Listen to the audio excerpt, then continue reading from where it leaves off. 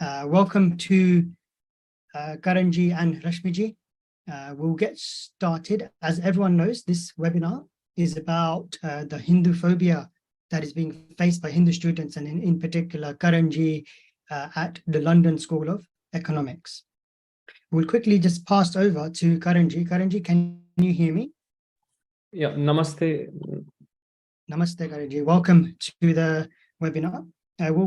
We won't take too much time. Just a quick starting off question. Are you able to just tell us your story? What's been happening in the last few days at LSE? Yeah. Firstly, I come from agrarian state in India, Haryana, from a middle class family, and I'm the first university graduate in my entire family. So coming to London School of Economics is no less than a privilege to me. So I thought the past work that I've done in student welfare, the past work in India as the president for the Legal Aid Society, doing pro bono social work, working with the legal service authorities.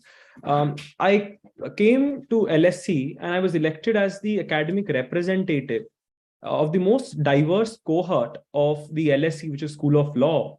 And within a span of just 3 months, I was also elected as the NUS delegate for the LSE SU.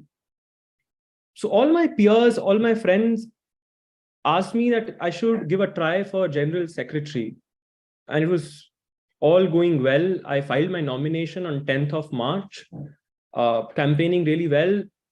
I'm receiving tremendous support from international students across nationalities, especially the African and Asian students coming out, because I was the only international student, only brown person contesting in the LSE-SU General Secretary position. But a smear campaign on the third day, like last day of voting, is launched against me. All the WhatsApp groups were flooded and by the forwarded messages, terming me with terms like homophobic, transphobic. I had to Google out the certain terms too, because I was first time encountering them. Queerphobic. Things became more hilarious when a man of color is termed as racist. So whatever terminology they could use to defame me, character assassinate me, they did it. And entire campaign was ruined. But still people were like, what is this happening? And things did not stop just character assassinating, defaming, and committing hate crime against me. Even the Indian students, my fellow mates, friends, batchmates, who tried and support me, vote for me in front of the polling booth near the library, they were harassed. Again, I say, excuse my word, which I'm saying again and again. I can't use the terminologies on the social media platform. The names they were called out with: scumbags, cronies, Hindu fascist, to an individual who is just voting and supporting me. So this unfair, this barbaric chronology of event that turned actually shook the entire Indian Hindu society of students at LSE. So this was very disheartening what all happened.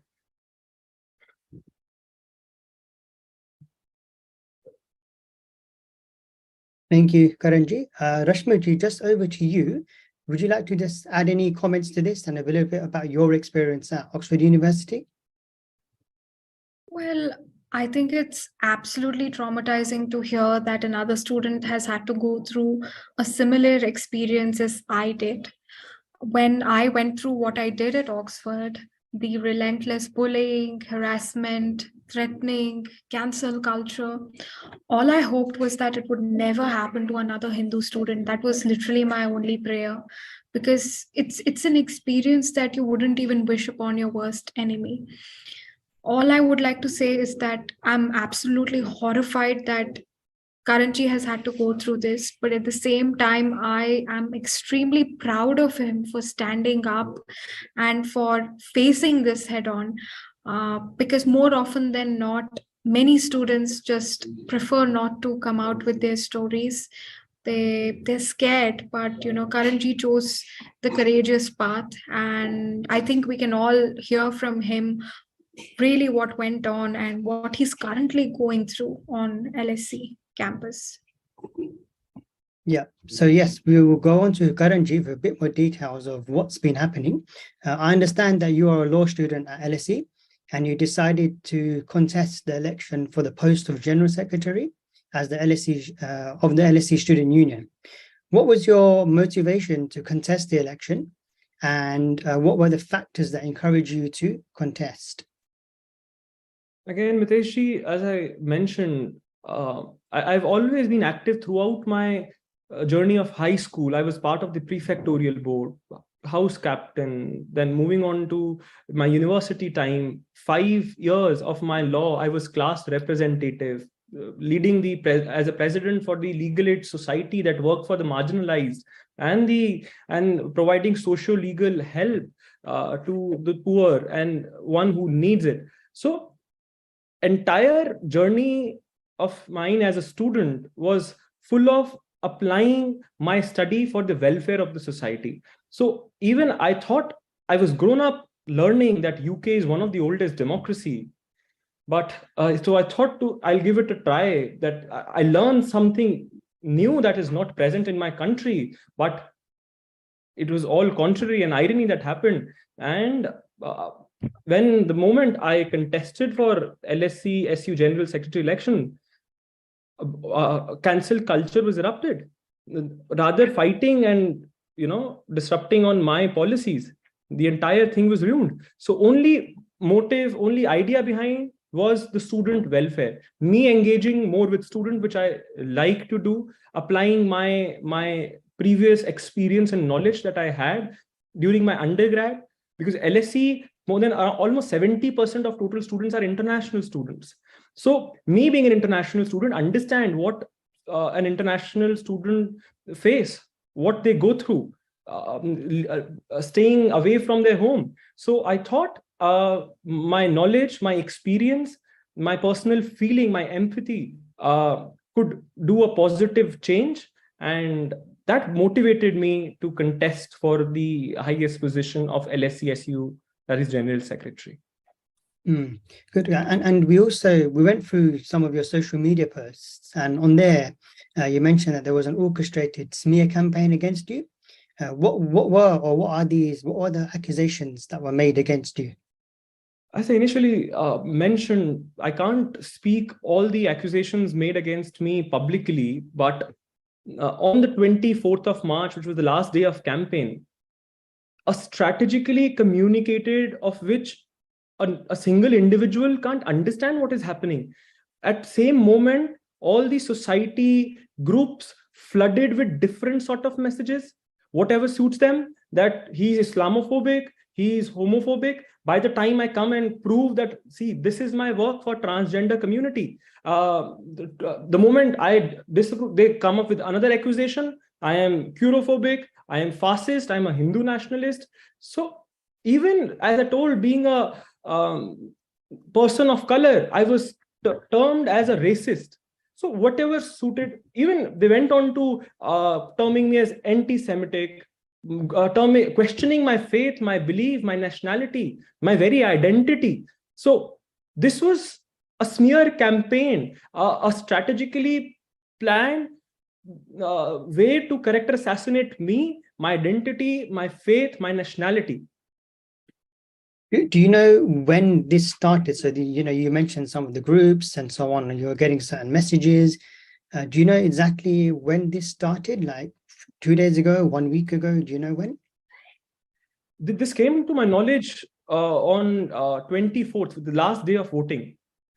But again, as I say, I request, because I don't know the clear facts, what's happening. Some of the WhatsApp groups had the messages morning 9:30 a.m. But I got to know about this at 11. So all this thing happening when I was claimed to be certain. I was called out names. I was termed certain terms. So then it came to my knowledge, but it started, morning 9:30 in several society WhatsApp groups. So it seems it was kind of an orchestrated sort of targeting and so on. But then did you complain to London School of Economics? And if you did, what was their response? Yes, the moment I got the knowledge of it around 11:30, I stopped campaigning, because this was not I was campaigning for. I was there to work for student welfare. I stopped the entire campaigning. I emailed SU there and then with the limited screenshot that I had. But there were claims that in this society, in that society, now it's in this club, that department. I was confused. What's happening? So whatever limited 2-3 screenshot at 11:30, 12ish I had, I emailed to SU. I went to the SU office to meet the returning officer to inform them that this smear campaign, this thing is happening. I went, but I met the SU returning officer evening 3:30. So nothing that complaint, they're sitting on that complaint. They said that we haven't found any candidate who has done this. So it's their responsibility. If something is being done to a candidate, to a student, a member of that union, it's their responsibility that they must act, but still they have not done anything yet. Okay, so which is quite shocking that LSE haven't actually done anything. And we've seen a few responses from LSE and it's been inadequate. I mean, they were making claims which had nothing to do with Hinduphobia, had nothing to do with any racism. Their answer was that that you were standing too close to some of the voters. Do you have any response to that? Because when our kind of followers were complaining to LSE, the response we've got was that because you were disqualified because you were standing too close to the voters. It mentioned nothing about Hinduphobia, nothing about the real reasons that you've mentioned here. Do you have anything to say about that? Yes, Miteshji, as a prudent individual, we all should think that if any allegation or accusation against an individual, he should have an opportunity to defend himself. He has full right to see the evidences on which such claims stand. It's the basic rule across the jurisdiction, not only in the UK, that you need to provide the proof on which you make certain accusation against an individual. So first, this 2-meter rule came much later. The first disqualification on 29th Wednesday evening 7:30. The ruling of the returning officers give a ruling that I coerced the individuals, 7 individuals. That number 7 dropped to number 2 within 14 hours of that ruling order sent to me. So on 30th morning, I am still being disqualified for coercing 2 students. Then when I filed an appeal and I fought, because I'm a student of law, I asked them, I questioned them, do you mean the meaning of coercion? It's as equivalent to twisting someone's hand, threatening someone to vote. So give me certain proof and do not just disqualify me. I am a student who abide law, a law-abiding citizen, an law-abiding international student. Try me as per law of coercion. It's a big offense that you are alleging against me. Any proof? They refuse the proof. I asked them any CCTV. They refuse to show me the CCTV footage, which is my right. If you're claiming something, what is the basis of that claim? And I have full right to have access and give my defense for that particular thing. They refuse to show any evidence. They refuse to tell me what complaint, the verbatim of complaint, the complainant, nothing. Just mere dusting up things was done. And that's it. And that coercion later on, after my defense, moved on to 2-meter law. Before that, it was coercion. But later, when I fought, I filed an appeal that coercion turns it into 2-meter law. So this event need to be taken into consideration. Is it transparent? No. Is it accountability fixed? No. Is it based on certain merits? No. So again, I question them as a student of law, or even as a prudent individual, that you need, what is the basis of the claim made? I demand to release a CCTV. And was the other candidate, I've made a similar complaint that other candidates were actually forcing, but no reply till date has been sent to me regarding this. And I'm still awaiting a reply. And results are announced as if they're rushing to announce the result, and never declared my vote. I'm very confident that the support, the immense support across the nationalities I have received, I would have won by a very big margin.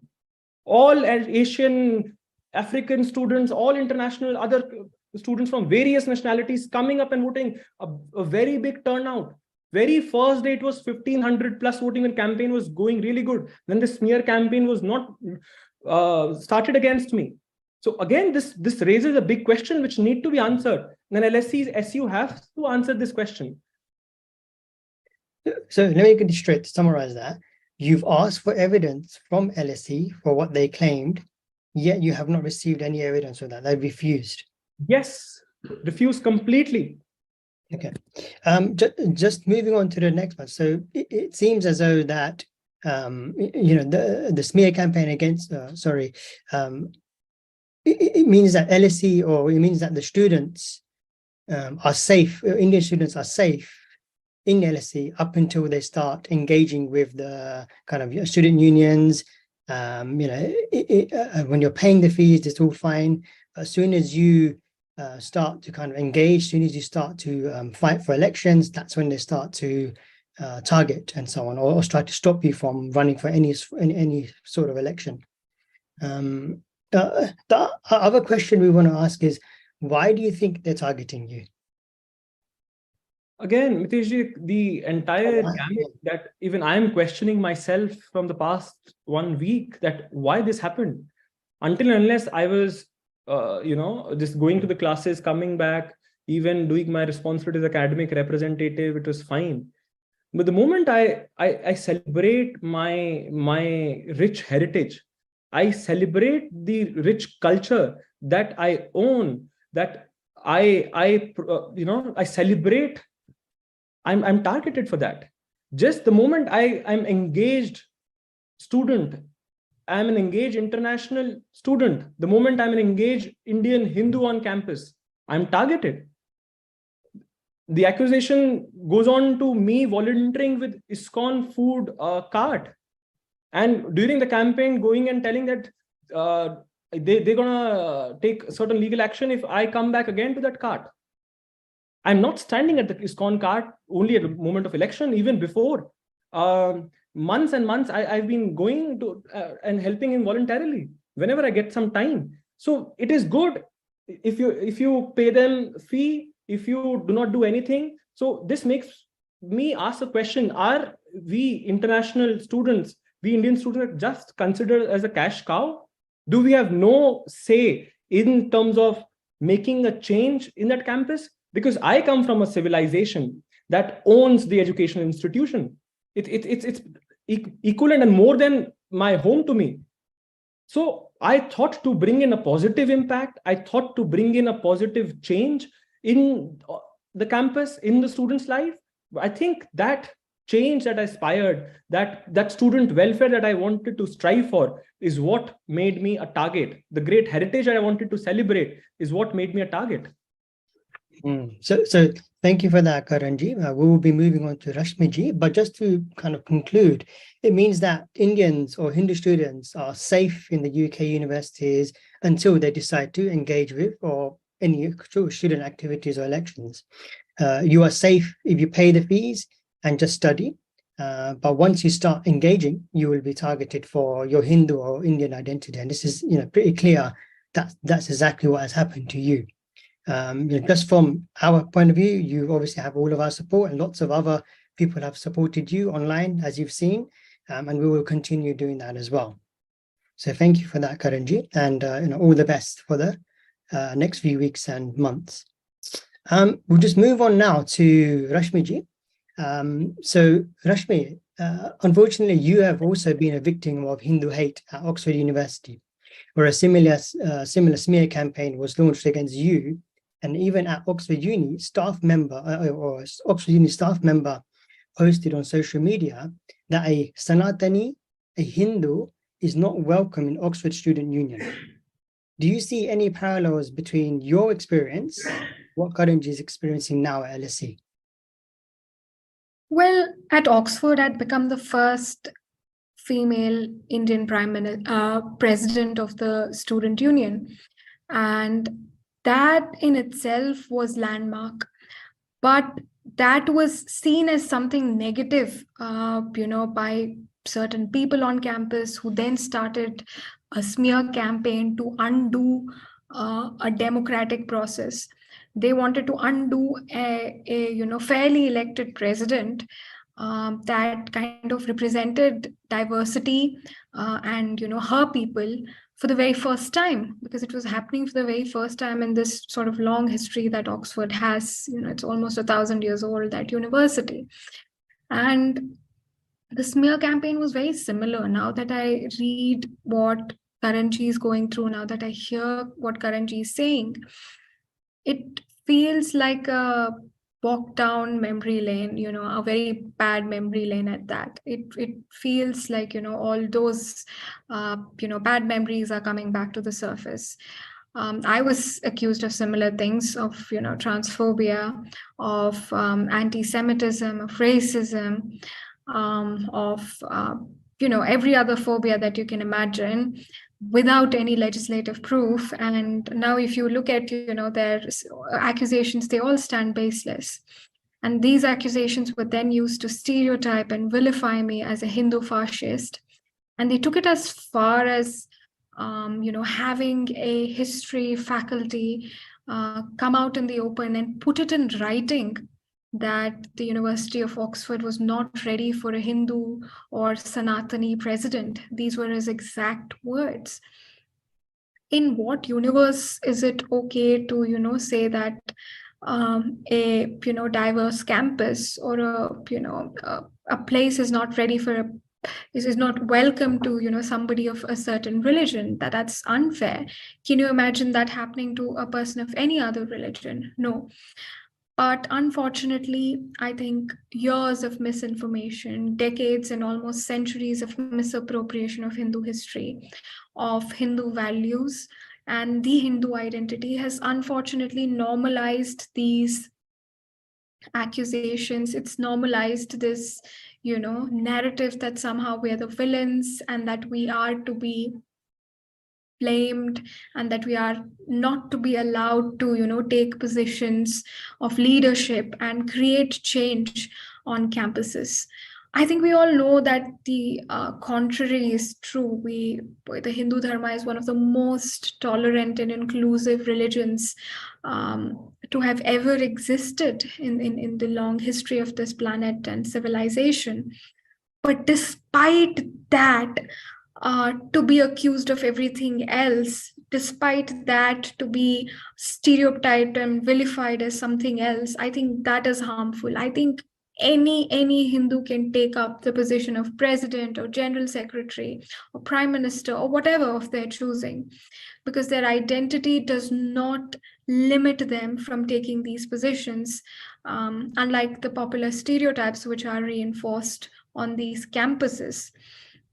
It's actually disheartening that people so young have to go through these ordeals, because on a educational campus you expect to be protected, you expect to have the freedom of thought, of freedom of speech, to debate, to discuss, to form your ideas about the world. You're still very young, naive, impressionable, gullible, and you have these rose-tinted sight and outlook to the world, that somehow the world is a just, fair place where you can actually go out and lead change. It's that phase in your life where you're so hopeful and so full of ideas and so optimistic about the world, and to be to have your wings cut out so brutally at such a young age, and in an environment that is supposed to be a learning space, I think is truly heartbreaking, and it's not something that's being given the appropriate gravitas that it requires.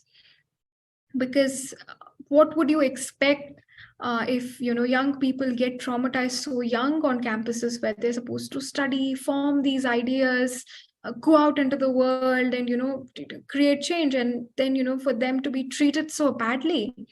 I think it's absolutely horrifying. It's absolutely horrifying. And I think this issue unfortunately transcends campuses in the United Kingdom. You can see it's prevalent in the US as well. We saw what happened at Rutgers, what those students had to go through.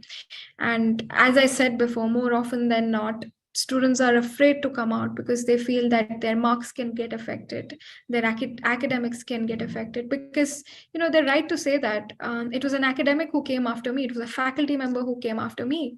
So what is to say that they won't harm our academic progress, stop us from graduating, or we land up with really bad degrees? What is to say that they won't use this as an opportunity to to exalt some kind of vendetta?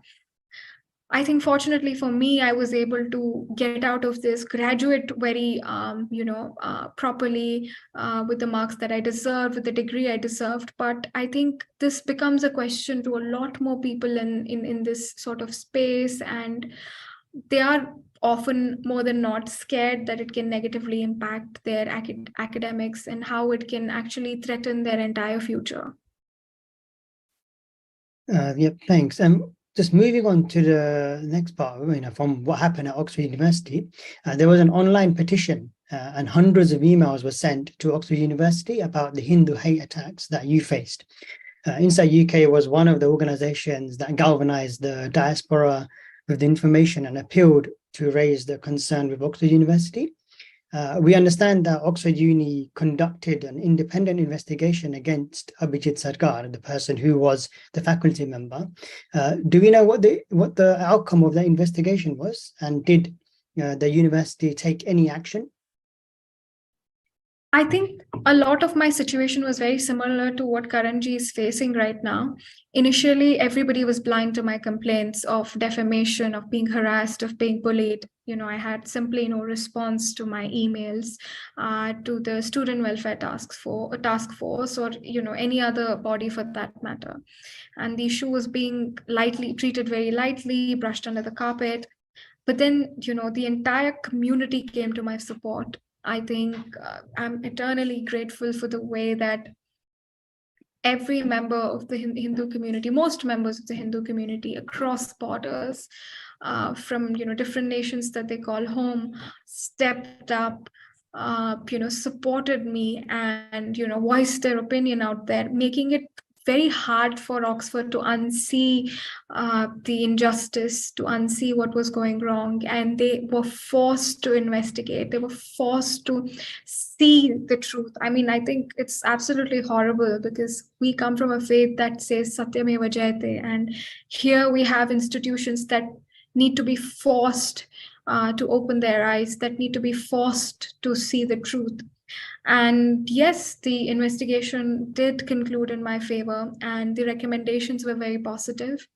Unfortunately, due to the confidentiality clause attached to the findings, I'm not at liberty to discuss the specifics of the recommendations, but it is to say that I was absolutely vindicated, and that the bullying that I had to go through was acknowledged in its entirety. It's incredible the amount of challenges that Hindus have to face just to get even a university to even investigate or even acknowledge it. Moving on, you're about to launch your book on your experience on Hindu hate. Do you think that any discrimination or hate due to one's religion or ethnicity is extreme racism? And there are many more victims of hate in the UK universities than just a few like you and Karan who dared to complain and go public about it. So can you tell us a little bit about your book that's coming out? Well, I think unfortunately this kind of bias and stereotyping is a very deep form of racism. Racism is basically othering based on sort of tangible differences. You see certain differences and you other them based on visual, differences that you can see, that's generally considered to be racism. But I think this is a much deeper form of racism where you target people for their core belief. Here you're targeting a bunch of people because they believe in the Hindu dharma, which proposes ahimsa, seva, and paropakara. How horrible is that? You're targeting someone just because they believe in certain tenets of human decency and certain tenets of conducting their activities in society. I think that is extremely deep. It's an attack on the very psyche and the very foundation of the natural process of thought and being and identity. And there can't be a deeper attack than that. You're basically going after someone's core essence.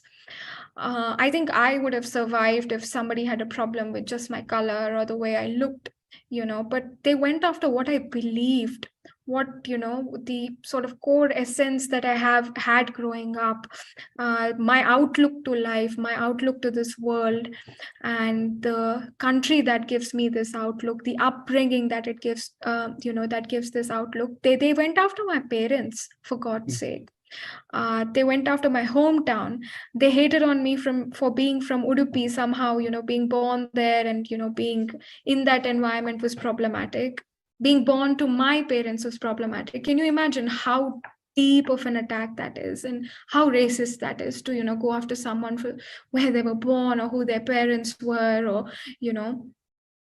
all these kinds of specifics. I think that's absolutely horrifying, and it's a very deep-seated form of racism. Coming to my book, I think it was quite challenging because I think it was not just my story that was cancelled. It was not just my presidency that was cancelled. Even my book was cancelled multiple times by international publishers because they thought truth was problematic, even if it was substantiated with emails and recorded chains of communication, because nothing in that book is just off the thin air. Everything is packed with solid proof, but truth was just too problematic for international publications, and that kind of delayed everything. But I think I've got renewed hope that this book needs to be out there because Karanji went through what he went through, and that kind of reawakens my sort of need to put this thing out there so that most students probably are better equipped to deal with this, and that people are more aware generally of this problem, and that we can in a concrete way take this problem out to people and make them understand about it. Yeah, just going to move on to the next question. Today there's news from First Post, the news channel, that an LSE professor was part of this orchestrated smear campaign against Karan.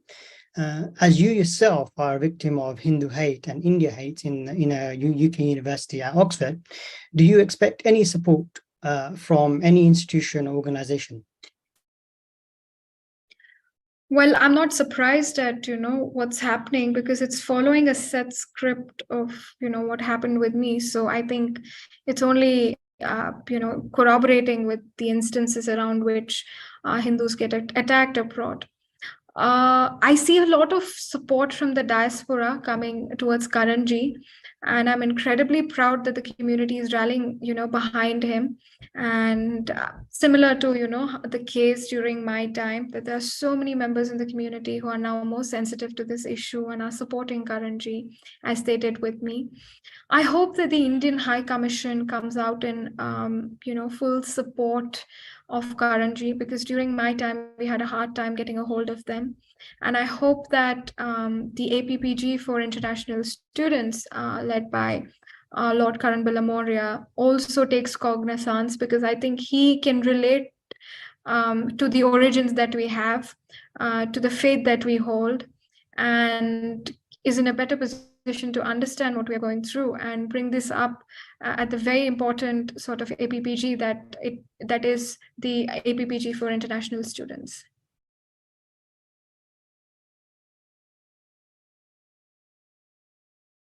And how did the media play a role in addressing the issue of Hindu hate and promoting awareness and understanding? Well, I think the media has always been a double-edged sword. You've always got media houses towing a certain line, and they're definitely biased in the way that they write their stories. So there was a set of media houses that was very hard set on what happened, which refused to acknowledge the statements made by an Oxford faculty and tried to push the fact that there was no Hinduphobia, whilst clearly there was an Oxford faculty hollering in writing that Oxford is not ready for a Hindu president. So there was that kind of media. But then there was, of course, a very supportive media that really understood what was going on and stood up and, kind of helped keep the campaign alive. So I must say that there was both sides to that. And definitely media can do a great job if it's unbiased and in pursuit of truth. I hope that more media houses choose to do that, so that true stories of persecution, true stories of discrimination, true stories of stereotyping, racism, othering can come out, and that we as a collective society can grow more, because I think that's the end, right? You don't want people towing a certain agenda for unfair ends. You want everybody to have a fair outcome. You want everybody to succeed, to prosper. So I think it can only happen if the media does not tow an agenda in doing so. Namaste. My name is Prakash Shah. I'm a reader in culture and law at the Queen Mary University of London. I happen to be an alumnus of the London School of Economics, having studied there from 1988 to 1992. I did my undergraduate degree in law there, and I also did my master's in international law at the LSE. I'm very concerned about the events that I've come to know about since yesterday, about what's happening at the London School of Economics, the student union election, and the treatment of Karan Kataria in particular, and some of his fellow students at the LSE campus.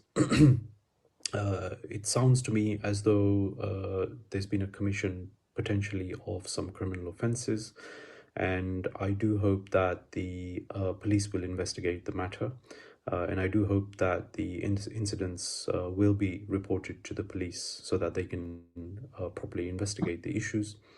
I would not any longer expect the LSESU to behave in a fair manner, and I would assume that any expressions of concern and inquiries about what's happening should now be addressed to the Director, Vice Chancellor of the LSE, and she will have to take a call on what to do with the incidents, how to identify the perpetrators, and what penalties the London School of Economics should be levying against the perpetrators. It's unfortunate that a sort of recent tendency has taken hold across campuses in Britain, including the prestigious universities such as Cambridge University, University of Oxford, and now it seems the London School of Economics, where Indian and Hindu students can be berated, insulted, and treated in a very atrocious fashion, simply by name calling, degrading, and libeling them. And of course, it's not acceptable. And it seems to me that there is a sort of reaction going on here because of the situation, the political situation internationally, and the fact that at least some people are not very happy about the fact that Narendra Modi is now leading the Indian government, and very successfully so. India is on the rise. It's really doing well in terms of economic development, and is increasingly playing a strong role at the world stage as well. And I have no doubt that just as the recent incidents in Leicester showed us, that on the pretext of fighting Hindu nationalism, Hindus can be attacked, their properties can be attacked, their persons can be attacked, they can be effectively sent out of their hometowns to live elsewhere. And this is part of a very worrying trend. And the fact that it's taking hold among students is also worrying, and it really places it just a level above what happened in Leicester and what the Hindus there had to experience. And of course, we must protest quite vigorously against this kind of treatment, and we must make it known that Hindus and Indians will not stand for it. But we should also make it known that Indians are amongst the highest in terms of proportion of students sent to the UK as foreign students who pay enormously high fees. And this obviously does not help the reputation of the London School of Economics in India, and will of course definitely be having an impact from the Indian perspective. And it's obvious that notice has been taken of what's been happening at the LSE at the highest levels in India already, and also there's been significant press coverage. So in this day and age, word spreads very fast, and nobody can hide their misbehavior. And I hope that the authorities at the London School of Economics will be fully accountable for what's been happening on their campus and deal with matters appropriately. Thank you.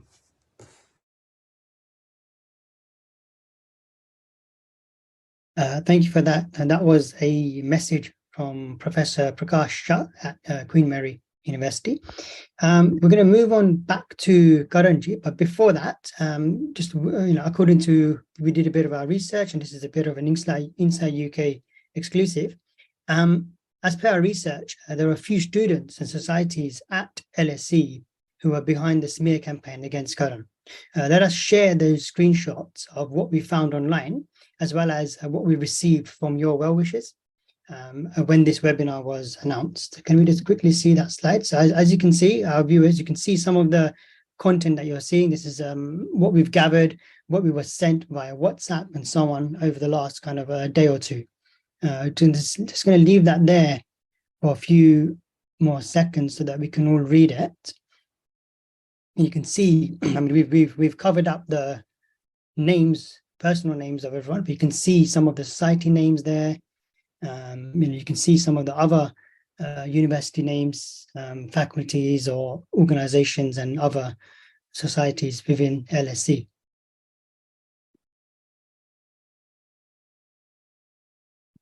Okay, thank you for that. So we'll go back to Karan. So Karan, did you get any support from any department or body or any academic or student at LSE? So whilst all of this is going on, did you get any support from the university or anyone part of the university? If I talk about the student union, so no support, rather they just told that this is not within their jurisdiction. And my department have come to my rescue, and they've actually formally written to SU that you cannot, what I was told, that they will definitely write to SU that this is not fair, that you cannot run away from your responsibility. If some societies which comes under your own jurisdiction, you must act upon that. And so I've also approached to the LSE leadership.